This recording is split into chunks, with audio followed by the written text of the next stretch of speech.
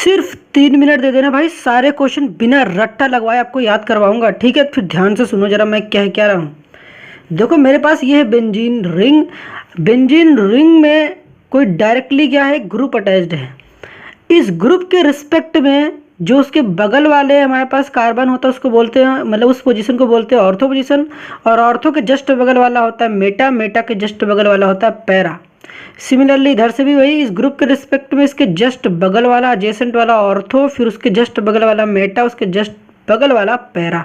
ये कॉन्सेप्ट समझ में आ गया, ठीक है। अब जरा ध्यान से सुनो, यहाँ पर ये है मेरे पास क्लोरोबेंजीन, ये है मेरे पास एनिलीन और ये है मेरे पास फिनॉल। नाम लिख लो, मैंने यहाँ पर नहीं लिखा है। सुनो, इन सबके पास है लोन पेयर, इन सबके पास है लोन पेयर, समझ गए।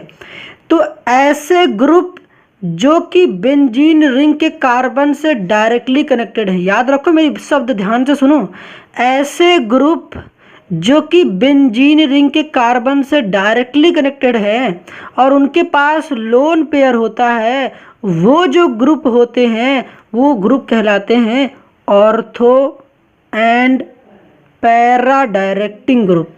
का मतलब हुआ कि जब कोई कंपाउंड इनके साथ रिएक्शन करने आ रहा होगा तो जो ग्रुप अटैच होंगी वो या तो ऑर्थो पोजीशन पर अटैच होंगी या फिर पैरा पोजीशन पर। देख लो मैंने ऑर्थो पैरा पोजीशन इसलिए मैंने पहले एक्सप्लेन कर दिया।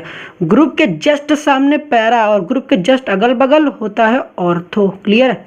तो ध्यान रखना ये तीनों क्या है, ortho and para directing group है। अब यहाँ ध्यान से सुनो, नीचे अगर बेंजीन रिंग के से जो ग्रुप अटैच्ड है उस ग्रुप के पास क्या हो, पाई बॉन्ड हो। ध्यान रखना, बेंजीन रिंग के कार्बन से, बेंजीन रिंग के कार्बन से जो फंक्शनल ग्रुप अटैच्ड है, अगर उसका पहले एटम देखो, देखो बेंजीन रिंग के कार्बन से जो फंक्शनल ग्रुप अटैच्ड है उसका पहला एटम अगर उसके पास पाई बॉन्ड होता है तो ध्यान रखना वो क्या होता है, मेटा डायरेक्टिंग होता है।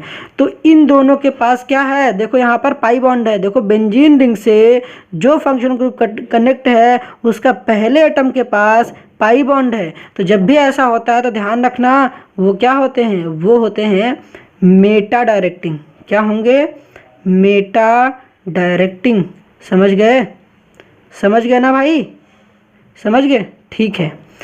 अब मतलब कि ये है मेरे पास बेंजोइक एसिड, ये है मेरे पास नाइट्रोबेंजीन। तो बेंजोइक एसिड और नाइट्रोबेंजीन में ये जो COOH है और नाइट्रो ग्रुप है, NO2 क्या बोलते हैं, नाइट्रो ग्रुप, ये है मेटा डायरेक्टिंग। अभी क्वेश्चन करेंगे, ठीक है।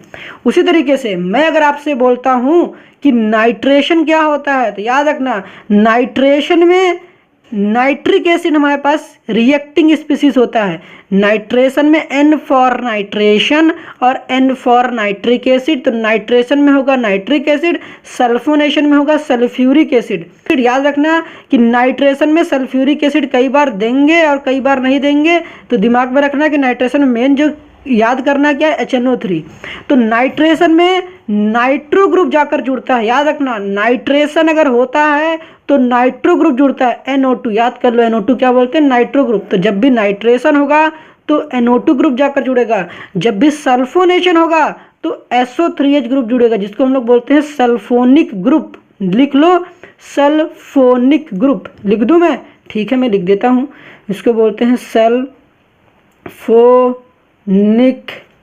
ग्रुप। यहाँ तक क्लियर है? क्लियर है तो चलो फिर क्वेश्चन पर अटैक करते हैं सीधे।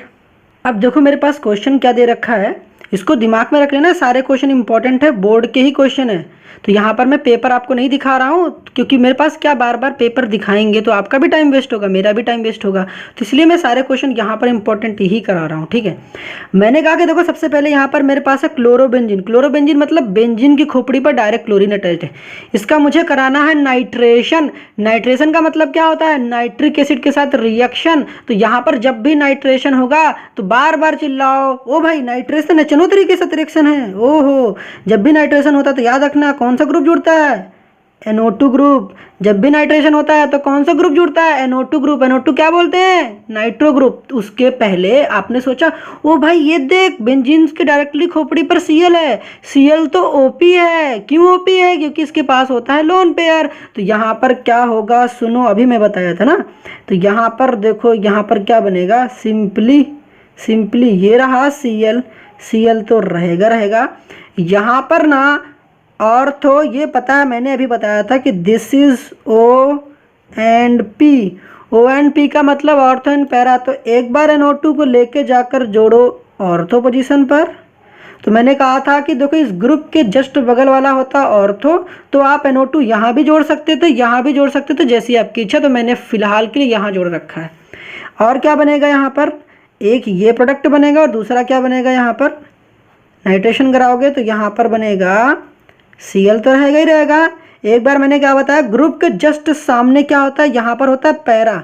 तो यहाँ पर मेरे पास ग्रुप जुड़ जाएगा NO2। तो मैंने बोला कि क्लोरोबेंजीन का अगर नाइट्रेशन होता है, मतलब कि नाइट्रिक एसिड के साथ रिएक्शन होता है, तो नाइट्रो ग्रुप जो जुड़ेगा वो ऑर्थो एंड पैरा पोजीशन पर जुड़ेगा, क्योंकि जो क्लोरीन है benzene ring directly connected benzene ring से, और क्योंकि इसके पास लोन पेयर है, तो जब भी बेंजीन रिंग से कोई ग्रुप जुड़ा हो उसके पास लोन पेयर है तो वो ऑर्थो एंड पैरा डायरेक्टिंग होता है। मतलब कि जो भी ग्रुप जुड़ेगा वो ऑर्थो एंड पैरा पोजीशन से जाकर अटैच होगा। आई होप क्लियर हो गया होगा, ठीक है। तो उसी तरीके से अगर आप इसकी कराते हो सल्फोनेशन, तो सल्फोनेशन में मैंने क्या बताया कि सल्फोनेशन में भाई साहब आपके पास SO3H ग्रुप जाकर जुड़ता है, जिसको हम लोग क्या बोलते हैं, सल्फोनिक ग्रुप। तो यहाँ पे भी सेम काम करना है, कुछ नया नहीं करना है साहब, बिल्कुल सेम कॉन्सेप्ट। बस दिमाग में रखना कि सल्फोनेशन में सल्फ्यूरिक एसिड होता है और वहाँ पर जो ग्रुप जुड़ता है वो कौन सा ग्रुप जुड़ता है, SO3H। तो यहाँ पर लिखना है Cl, यहाँ पर पहले ऑर्थो पे लगाना SO3H, फिर उसके बाद कहाँ लगा देना, पैरा पे। तो पैरा तो पता है ना, देखो ये मेरे पास था Cl और Cl के जस्ट सामने होता है पैरा, तो यहाँ पर अटैच हो गया SO3H। क्लियर है ना, यहाँ तक क्लियर हो गई बातें, ठीक है। अब देखो ये तो आपके कॉन्सेप्ट बेस्ड हो गए, इसको जरा ध्यान से देखो। अब यहाँ पर भाई साहब यहाँ पर क्या करना है, ये होता है Na+, ये होता है OH-, बार बार कहा है इसको आयन में तोड़ना है, Na+ और OH- में। ये 623 केल्विन टेम्परेचर है और 300 एटमॉस्फेरिक प्रेशर है, इसकी एसिडिफिकेशन कराई गई है। तो यहाँ पर बस आपको रिएजेंट याद कर लेने हैं, सिंपली याद करना है NaOH। तो सिंपली अगर देखना है यहाँ पर Na और Cl निकल जाते हैं और यहाँ पर खोपड़ी पर आ जाता है फिनॉल। तो भाई साहब आपसे क्वेश्चन पूछ लेगा क्लोरोबेंजीन से फिनॉल कैसे बनाओगे, तो भैया यहाँ पर करानी पड़ेगी आपको NaOH के साथ रिएक्शंस फॉलोड बाय एसिडिफिकेशन। तो यहाँ पर हो जाएगा फिनॉल। तो यहाँ पर क्या बन गया मेरे पास, फिनॉल। समझ में आ रहा है, ध्यान से देख लो। ये तो हो गई अलग बात है। अब यहीं पर लगे हाथों में एक इम्पॉर्टेंट बात आपको और बता दूं कि अगर फिनॉल की रिएक्शन जिंक डस्ट के साथ करा दे, या फिर इसी बोल देते हैं जिंक पाउडर के साथ करा दे, डस्ट बोलो या फिर पाउडर बोलो, बात एक ही है। तो ध्यान से देखना, ये जो जिंक में यहाँ पर ये जो ऑक्सीजन होता है, यहाँ से ऑक्सीजन हो जाता है गायब। तो यहाँ पर गायब हो गया तो यहाँ पर क्या बनता है, यहाँ पर सिंपली बन जाता है बेंजीन, क्योंकि यहाँ पर होता क्या है, रिडक्शन। तो जिंक कराता है, यहाँ पर क्या हुआ, यहाँ पर हुआ रिडक्शन। रिडक्शन का मतलब क्या होता है, रिमूवल ऑफ ऑक्सीजन और एडिशन ऑफ हाइड्रोजन। तो ऑक्सीजन गया ना, तो ऑक्सीजन जाने से क्या होता है, रिडक्शन। तो रिडक्शन हो गया तो सिंपली यहाँ पर बन जाता है बेंजीन।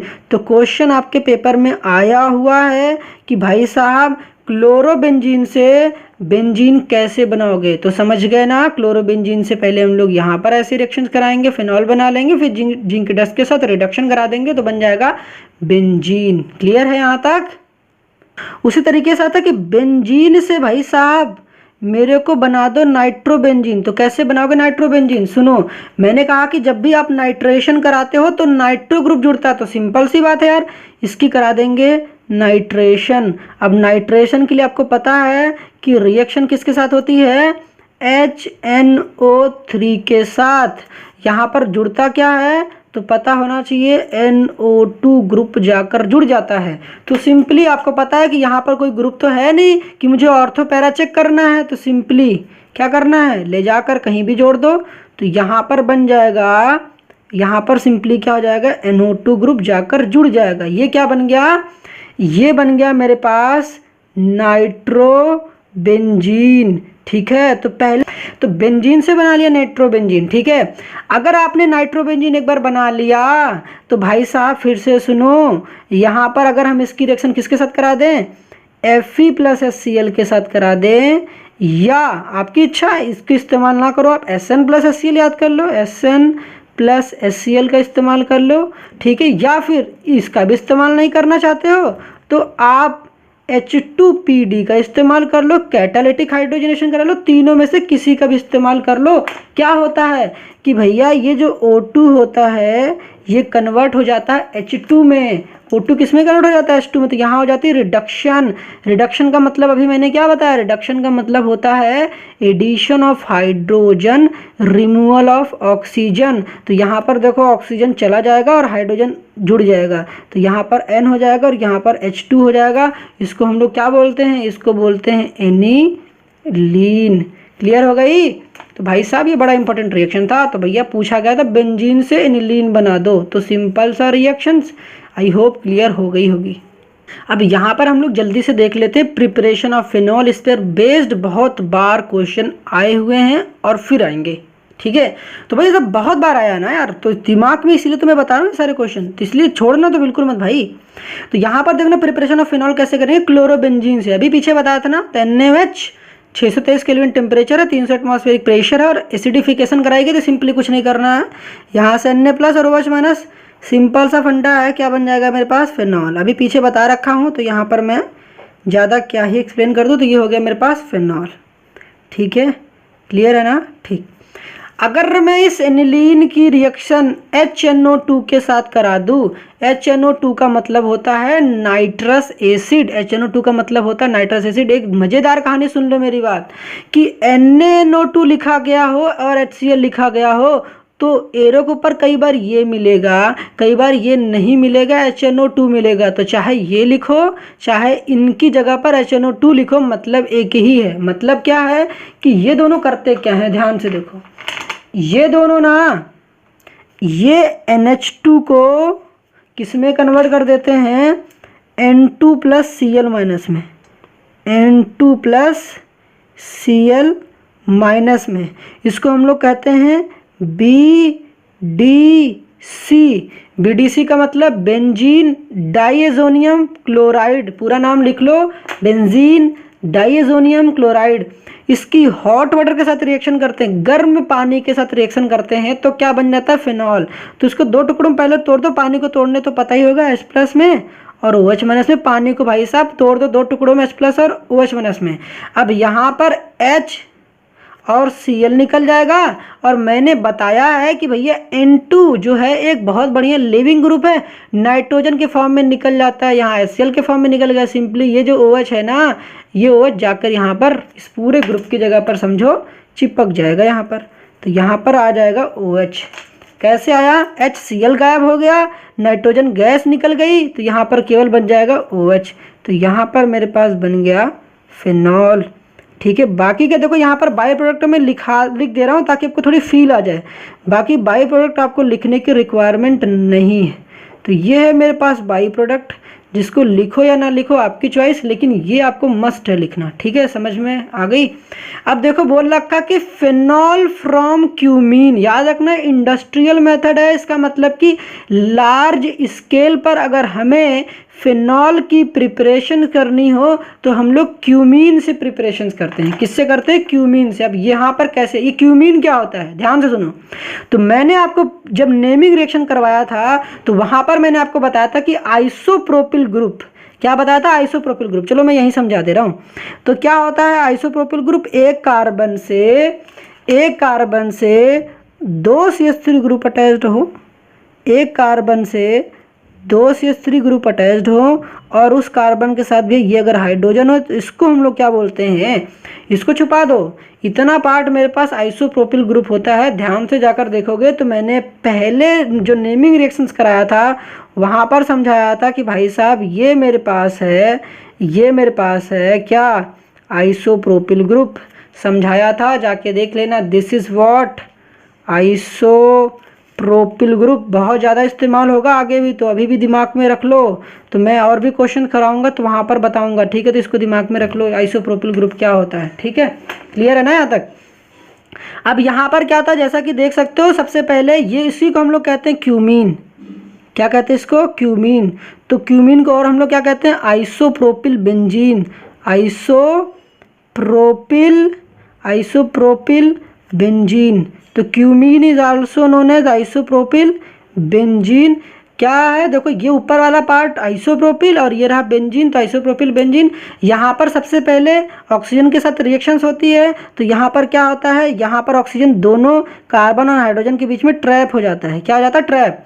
देखो क्या बनेगा, सिंपल सा तरीका है, कुछ करना नहीं है आपको। यहाँ देखो कार्बन रखो, चलो मैं जिस तरीके से कलर है वैसे ही दिखा दूँ सब कुछ। तो यहाँ पर आपको लेना है CH3 और यहाँ पर भी लगाना है CH3 और इन कार्बन के बीच में अटैच कर देना है ये दोनों ऑक्सीजन को। यहाँ पे देखो मैं कर दे रहा हूँ ब्लैक, तो यहाँ पर दोनों ऑक्सीजन आ जाते हैं, ठीक है। तो यहाँ पर हो जाएगा H, ठीक, समझ गए ना। तो इसको हम लोग क्या बोलते हैं, क्यूमीन पर ऑक्साइड, क्यूमीन पर ऑक्साइड, क्यूमीन पर ऑक्साइड। तो ये जो ऑक्सीजन ऑक्सीजन का लिंकेज होता है ना, इसको बोलते हैं परऑक्सी लिंकेज, ठीक है। अब यहाँ पर करना कुछ नहीं है मेरे भाई, सेकंड स्टेप में हाइड्रोलिसिस स्टेप दिमाग में रखो, सिंपल सा कुछ नहीं करना है। एक बार यहाँ से तोड़ दो और इसको यहाँ से तोड़ दो, ठीक है। तो यहाँ पर देखोगे CH3 C डबल बॉन्ड हो, CH3 एसीटोन बन जाएगा और ये जो OH है आकर यहीं पर अटैच हो जाएगा। कहोगे समझे नहीं, तो ध्यान से देखो मैं अभी समझाता हूँ। देखो ये जो मेरे पास ब्लैक वाला OH है यहाँ पर आकर अटैच हो जाएगा और यहाँ पर मेरे पास क्या बन जाएगा, ध्यान से देखो, यहाँ पर बन जाएगा CH3, फिर उसके बाद यहाँ पर बन जाएगा CH3 और यहाँ पर हो जाएगा C डबल बॉन्ड हो। और इसी को ऐसे भी लिख सकते हो CH3CO CH3, जिसको हम लोग क्या कहते हैं, एसीटोन। क्या कहते हैं, एसीटोन। समझ में आ गया। तो ये हो गई, यहाँ पर क्यूमीन से हम लोगों ने क्या बना लिया, फिनॉल। बात समझ में आ गई। तो यहाँ पर हम लोगों ने प्रिपरेशंस कर ली, एक पहले तो नाइट्रस एसिड के साथ रिएक्शन कराया, फिर वार्म वाटर के साथ तो फिनॉल बन गया, और दूसरा क्लोरोबेंजीन से बनाया और तीसरा क्यूमीन से बना लिया। आई होप ये भी बात समझ में आ गई होगी। तो ये इंपॉर्टेंट है, दिमाग में रख लेना। अब ध्यान से जरा भाई साहब, आपको इतनी डिमांड थी तो पेपर देखो ध्यान से। यहाँ पर देखो पिक्रिक एसिड बनाना है फिनॉल से, पिक्रिक एसिड फ्रॉम फिनॉल, ठीक है। अब बेंजीन फ्रॉम फिनॉल तो भाई पीछे बता रखे हैं, बेंजीन फ्रॉम फिनॉल अभी पीछे बताया था।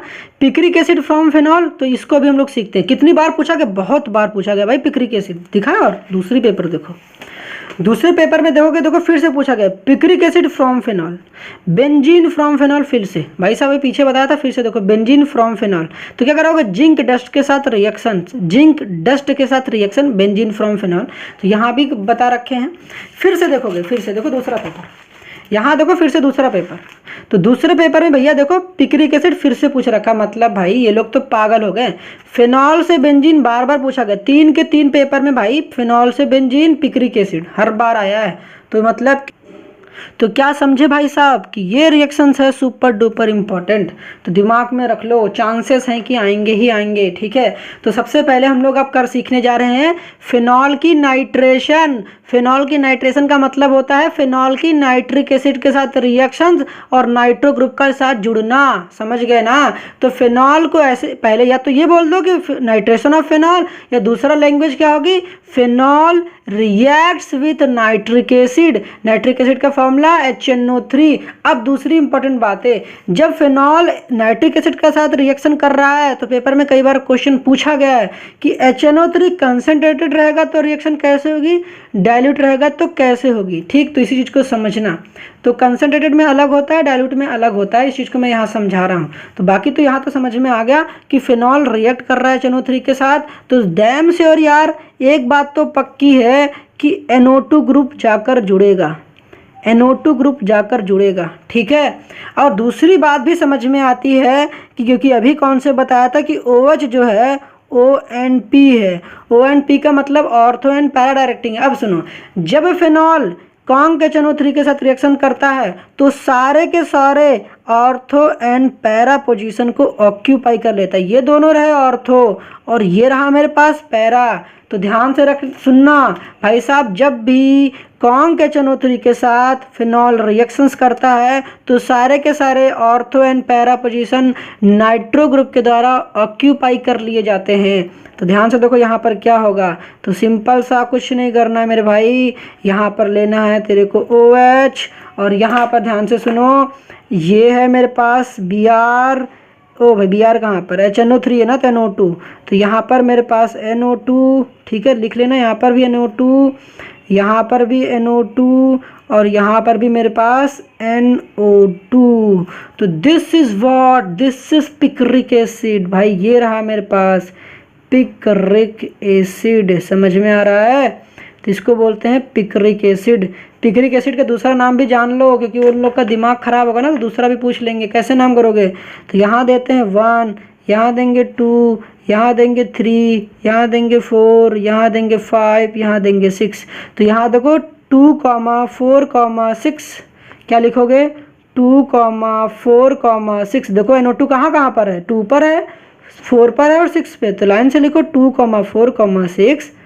ट्राई नाइट्रो, नाइट्रो 3 बार है तो ट्राई नाइट्रो, और अगर इन तीनों को छुपा दे रहे तो क्या दिख रहा है, फिनॉल, तो ट्राई नाइट्रो फिनॉल। क्लियर है, तो कई बार इसको हम लोग क्या बोलते हैं,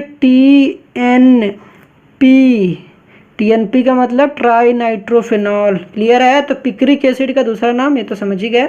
तो सिमिलर तरीके से अगर डाइफिनॉल रिएक्ट करता है डाइल्यूट HNO3 के साथ, तो प्रोडक्ट में क्या होता है, थोड़ा सा फर्क होता है। क्या होता है फर्क, देखो, तो यहाँ से D से याद करना डाइल्यूट, तो डाइल्यूट में ना फिनॉल को 2 बार लिखना, तो D मतलब कि डबल, तो फिनॉल को 2 बार लिखना, तो लिखो पहले 2 बार, लिखो 2 बार, लिख लिया, लिख लिया भाई, लिख लिया, तो लिख लिया आपने, आई होप लिख लिया होगा, ठीक है, तो 2 बार लिख लिया आपने, ठीक है लिख लो, तो यहाँ भी लिख लो OH। अब यहाँ पर देखो एक ही बार में सारे के सारे ortho and para position occupy कर लिए थे, लेकिन यहाँ पर पहले वाले में मान लो एक बार ऑर्थो ऑक्यूपाई होगा, एक बार पैरा, ठीक है, तो यहाँ पर हो जाएगा NO2 ग्रुप अटैच हो गया एक बार ऑर्थो पर, एक बार NO2 ग्रुप अटैच हो गया पैरा पर, तो यहाँ पर भी ऑर्थो एंड पैरा प्रोडक्ट बने हैं, लेकिन भैया साहब एक सिंगल पहले, मतलब एक बार रिंग के अंदर नाइट्रो ग्रुप जुड़ा है, फिर एक बार पैरा पोजीशन पर नाइट्रो ग्रुप जुड़ा है। ठीक है, यहाँ तक समझ में आ गया ना। फिनॉल का अभी पीछे बोला गया था, फिनॉल का जिंक डस्ट के साथ रिएक्शन कराओगे तो क्या होगा, बेंजीन बन जाता है, ये ऑक्सीजन उड़ जाता है, अभी मैंने पीछे बताया था रिडक्शन होता है, पीछे बता रखा भाई, अभी जस्ट तो बताया, तो यहाँ पर बन जाएगा बेंजीन। तो ये सारे ही क्वेश्चन पूछे गए हैं, तो दिमाग में रख लेना ये, ठीक है। क्लियर है ना, यहाँ तक क्लियर है ना भाई, ठीक है। अब नेक्स्ट देख लो भाई साहब, बहुत ही प्यारा रिएक्शन अभी जो पीछे पड़ गया, बिल्कुल सेम कॉन्सेप्ट पे यहाँ भी काम होगा। अगर बोला जाएगी ब्रोमिनेशन ऑफ फिनॉल, तो ब्रोमिनेशन ऑफ फिनॉल या ब्रोमिनेशन ऑफ एनिलीन, इसका मतलब हो गया कि फिनॉल में ब्रोमीन का एडिशन और एनिलीन में ब्रोमीन का एडिशन। ब्रोमिनेशन का मतलब एडिशन ऑफ ब्रोमीन, तो यहाँ पर ब्रोमीन एडिशन हो तो रहा, लेकिन किस में हो रहा, फिनॉल में। देखो सिंपली क्या करना है, वो बोलेंगे कि phenol react with bromine water, तो ब्रोमीन वाटर का मतलब ब्रोमीन के बगल में लिख देंगे एक्वस, या तो एक्वस लिख देंगे या Br2 के बगल में लिख देंगे पानी। तो करना कुछ नहीं भाई साहब, नानी नानी कर देना, कुछ नहीं करना। देखो जैसा कि आपको पता है, मैंने बताया था कि OH क्या है, OP है, OP, तो सिंपली यहाँ पर भी वही काम करना, यहाँ भी लगा देना Br, यहाँ भी लगा देना Br, और यहाँ भी लगा देना Br। ठीक है, तो इसका नाम क्या हो जाएगा, 2,4,6 ट्राइब्रोमोफिनॉल। समझ गए ना, समझ गए ना भाई साहब। तो ये तो बड़ा ही आसान था भाई, इसमें क्या ही था। अब सिमिलर तरीके से एनिलीन है, ये लो, ये रहा मेरे पास एनिलीन। अब एनिलीन भी बड़े प्यार से रिएक्शन करता है, कुछ नहीं करता भाई, ये भी पागल है। यहाँ भी क्या अटैच होगा, Br। ठीक है, तो यहाँ भी देखो ध्यान से ना, यहाँ NH2 है, ठीक है, ये NH2 है, तो यहाँ भी तो NH2 रहेगा ना भाई, गलती से लिख दिया है, इतना तो माफ़ करोगे ही ना। तो यहाँ भी हो जाएगा Br, यहाँ भी हो जाएगा Br, यहाँ भी हो जाएगा Br, तो यहाँ पर क्या बनेगा, 2,4,6 ट्राइब्रोमो क्या, एनिलीन, क्योंकि यहाँ पर देखो एनिलीन था ना, NH2 था, तो एनिलीन। क्लियर हो गई ना, ठीक है साहब। तो दिमाग में रख लेना इतना कि यहाँ पर क्या करना था। तो सब कुछ सिंपल था, बिल्कुल इजी था। तो बाकी इसके बाद की रिएक्शन देखो यहाँ पर।